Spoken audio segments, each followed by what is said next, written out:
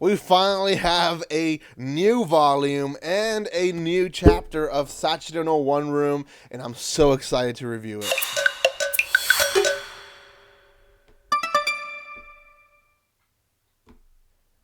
Guys, I woke up this morning and I checked my updates and I saw that Sachi-iro no One Room had a new chapter, but not just that, it's starting a new volume.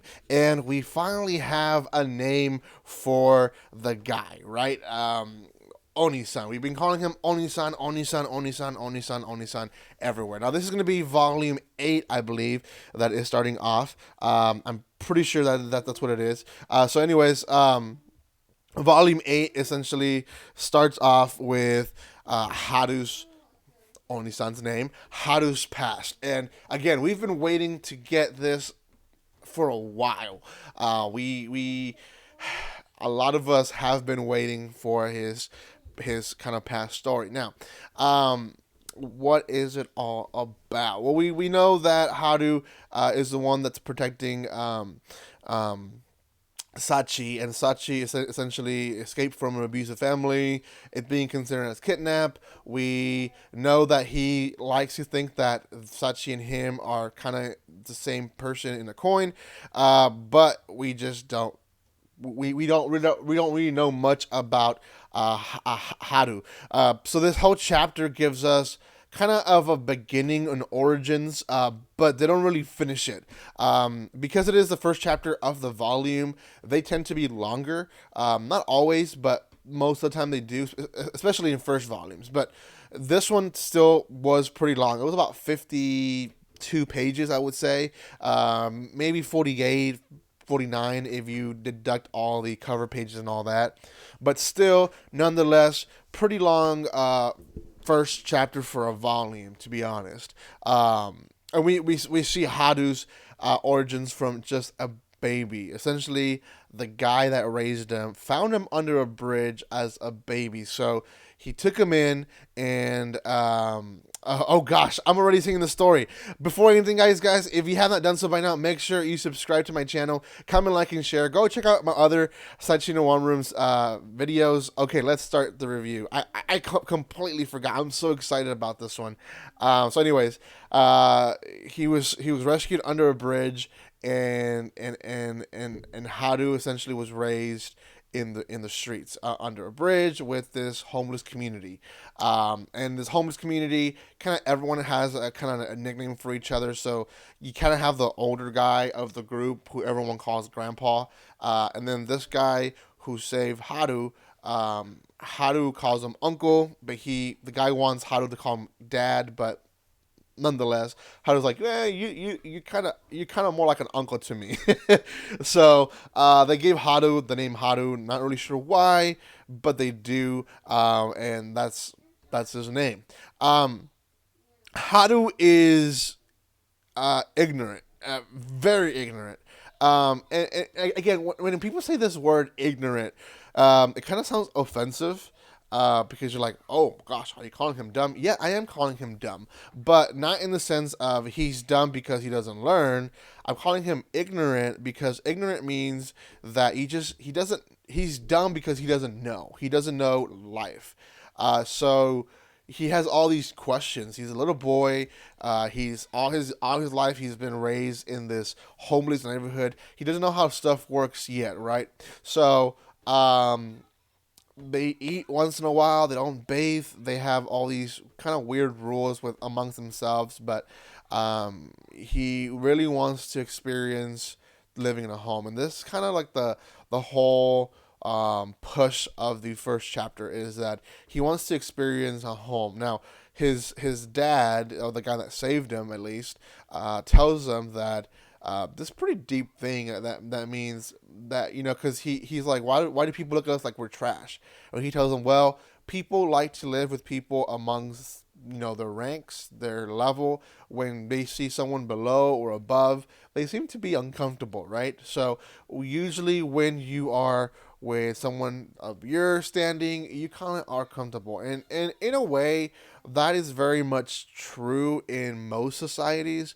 We tend to think not, but a lot of middle class people that say, well, go to soup, projects and all these places where we feed the poor, and we'll go interact with them, and they do all these mission stuff, and that's okay, but at the same time, that's momentarily. That's not something you actually live in. If you're middle class, you tend to live with middle class people.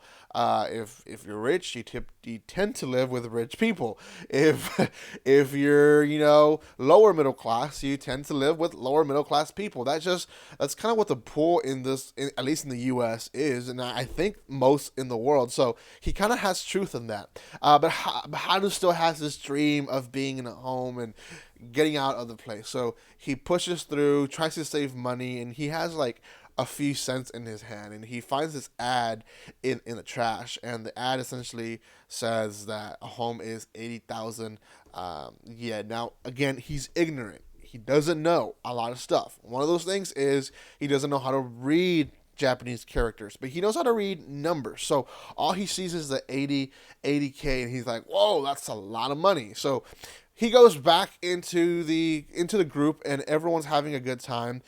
Looks like Grandpa once again has alcohol for everyone, and he's wondering, where did Grandpa get this alcohol?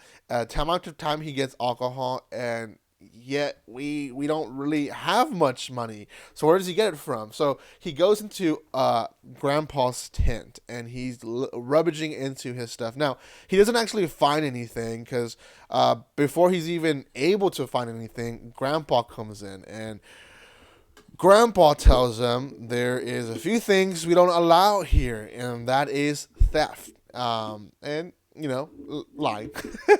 And Haru's freaking out. He's like, okay, you don't have to kick my dad out. He has nothing to do with this. He doesn't know what's going on. Kick me out. That fool has nothing to do with me, right?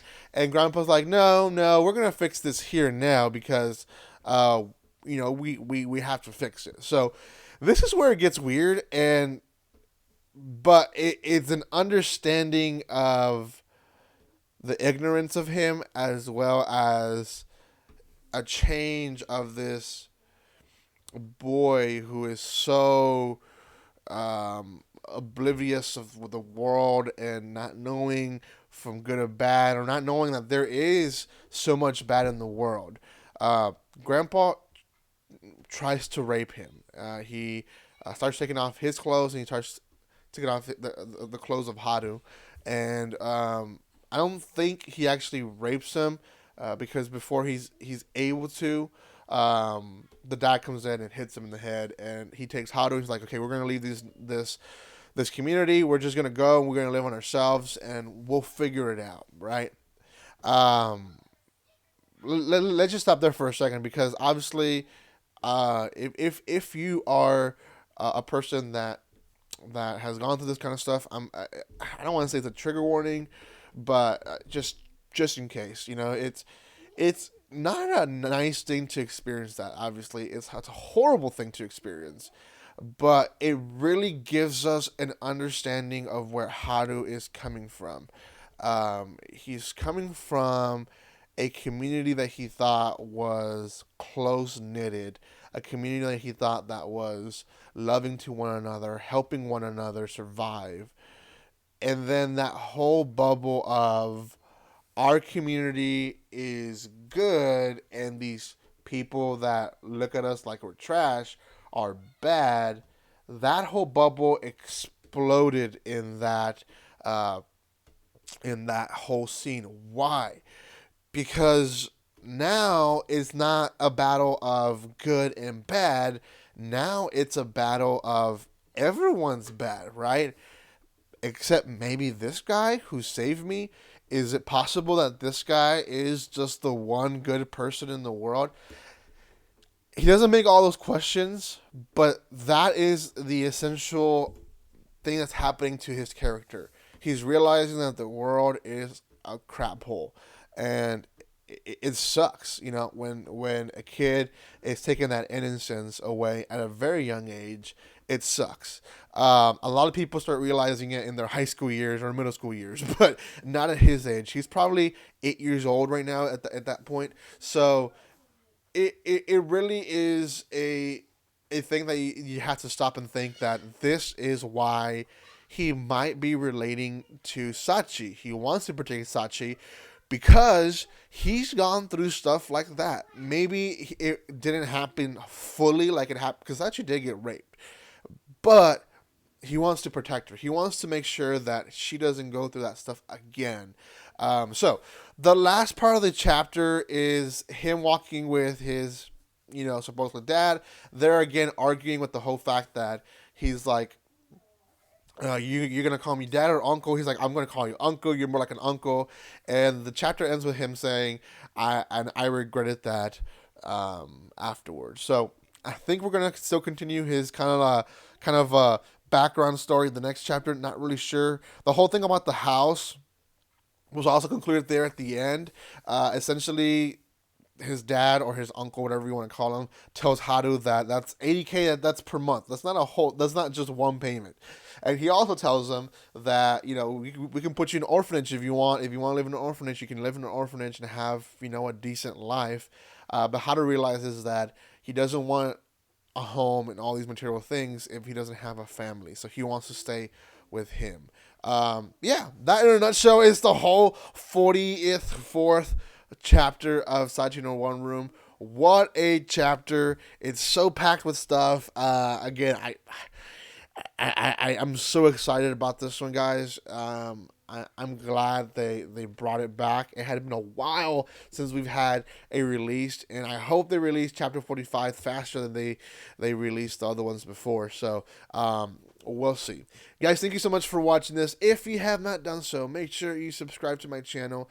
There is a giveaway that will be starting on March the 15th, which is it's like a week away. So make sure you guys don't miss that. Thank you for the love and support that you show this channel. Comment, like, and share. Do all that fun stuff. Let me know. Are you reading this with me? Are you not? Pick it up if you haven't. It'll be a good one to pick up. Thank you again, and like always, don't be strangers. See you guys.